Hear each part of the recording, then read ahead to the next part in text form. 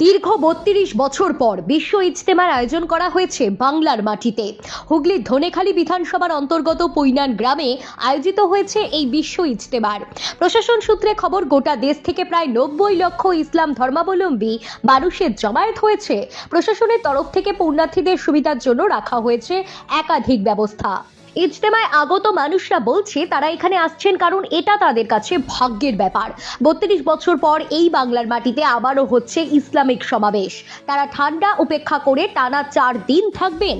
৮ থেকে ৮০ সকল বয়সী মানুষরা বলছেন তারা শুধুমাত্র নিজেদের ধর্মের জন্য নয়, সকল দেশবাসীর মানুষের জন্য এখানে এসে দোয়া করবেন যাতে গোটা দেশে শান্তি বজায় থাকে।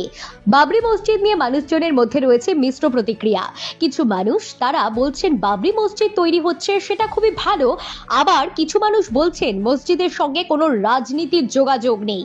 তবে যে সকল পুণ্যার্থীদের মধ্যে একটি প্রতিক্রিয়া সমান যে বিশ্ব ইজতেমার সঙ্গে কোনো রাজনীতির যোগাযোগ নেই।